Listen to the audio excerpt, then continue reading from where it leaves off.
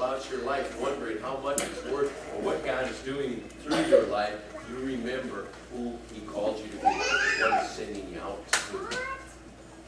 Now the next sentence He says to His disciples, short sentence, you receive the Holy Spirit, but it's very, very important. You know, the Holy Spirit, Jesus we identify with, don't we? I mean, you got all the things He did and said. And God the Father, you know, we imagine Him as the great creator, but the Holy Spirit, He's hard to really get a hold on. But He's very, very important. Maybe the reason is because He works in us very subtly. You know, we kind of want that adrenaline shot, yeah? Wouldn't you like that? The spiritual adrenaline shot where, you know, oh, I just feel like being kind and good and talk about Jesus, and I got a miracle every now and then to give people. You know, it's just so visible. We all like to feel. And the Holy Spirit, He works in very, very quiet ways. Ways that don't call a lot of attention. If you've gone through catechism in our Lutheran, one of our Lutheran congregations, you heard all the time about how God, the Holy Spirit, works through the means of grace. And the means of grace are the Bible and communion and baptism. But you know, nobody's jumping up and down and saying, yeah, that's great. Because what happens? You know, we read the Bible for 15 minutes and we close it and we say, now what in the world did I just read? I don't feel any different. We come up to communion and we're as solemn as we can be, but we don't get a jolt after we leave. You know, it's like, well, I do these things and I'm not really feeling anything. Somebody once said, you know, the means of grace are a lot like food, what food is to the body. And that is a great, it is very good. When do you feel the best? It's when you eat right, isn't it? It really is.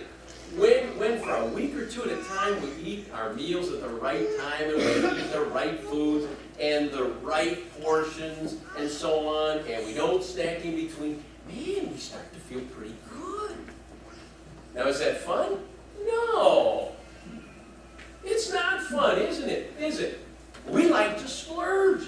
You know, we like the feeling. We like the whole bag of Doritos. You know, it's kind of like that email that's going around. It's a good one. It's about the two ladies who go out for lunch, and the one lady, she orders what's good and healthy. She orders the salad and the iced tea. And the other lady, she's an older lady, and she orders a hot fudge sundae and Boston cream pie and a plate of fries and a beer. And the other one, what are you doing? You know. And the lady says, well, I'm going to enjoy life. I'm not going to worry about all this health stuff. I'm just going to have fun and enjoy life. And, you know, there's something to that, too. But can you imagine what that lady's body said to her after she ate all that stuff? What are you doing to me? Well, think about it. Isn't that the way the Holy Spirit works in our lives, too? Very, very quietly. Through very unassuming means. But slowly and slowly and slowly, He builds us up. He helps us make right decisions. And it's not a spectacular thing. It's not something that calls all sorts of attention. But it becomes tremendously efficient. You know, a lot of times we think that people come to faith because of what we do. I'm not so sure about that. I think they come to faith a lot of times, or they're open to the Holy Spirit because of what we don't do. And that's really the work of the Holy Spirit. You know, and when we don't say the things everybody else says, when we don't engage in the behavior that everybody else does, and people notice that on a weekly, monthly, yearly basis, boy, they're different. Give yourself over to the Holy Spirit. It's hard to read the Bible. I can understand it. I empathize with you. But it's good for you. It's like the spinach. And the more you eat it, and the more you put cheese and stuff on it, the better it is. And you'll start to like it. Come to communion regularly. Remember your baptism. Just do the healthy thing to grow spiritually. Give the other people over to the Holy Spirit. That's important too. It's not up to you to convert people. And that takes a lot of responsibility off of us. It takes that burden. I gotta do this. I gotta make this person believe. If we take that attitude, boy, we're in for some hard time.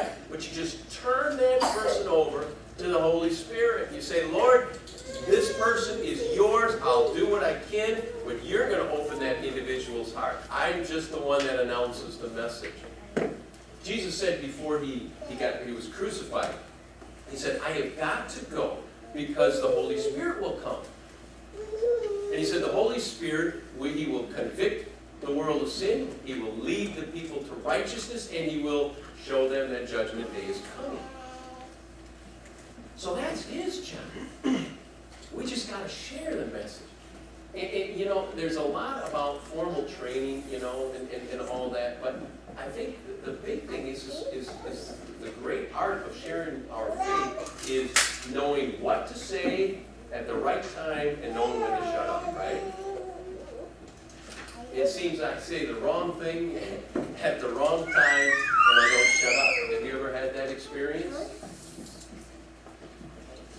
Really pray about that. Lord, when I'm with other people and I've got the opportunity to share my faith, help me to put myself in their shoes.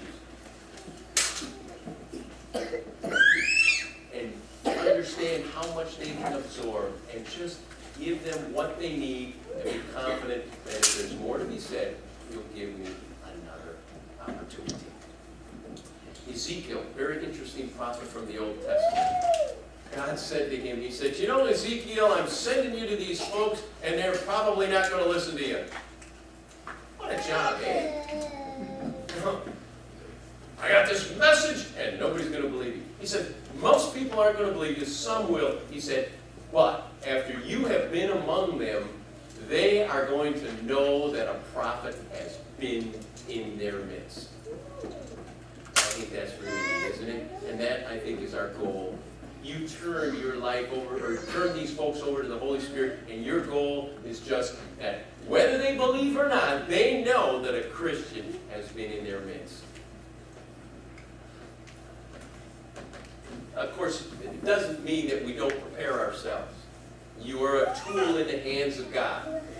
It's the Lord who is shaping and you, and is working in the hearts of other people. But just like a carver needs a sharp knife, we need to hone our skills. And again, formal training is good, Bible studies and all that, but I think it's really the most practical things in the world that make us the best witnesses.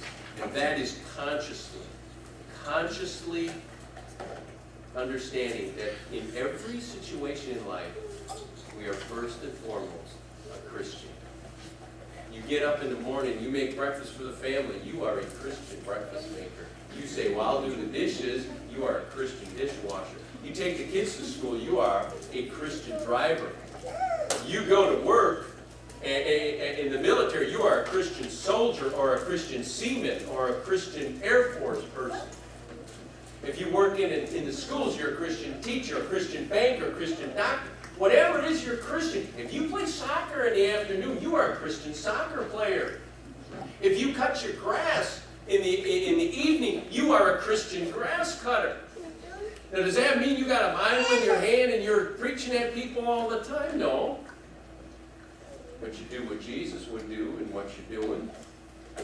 I think if Jesus was cutting the grass one day and one of his neighbors would come up to him and say, this happened to me and I don't know what to do, I think Jesus would probably stop cutting the grass.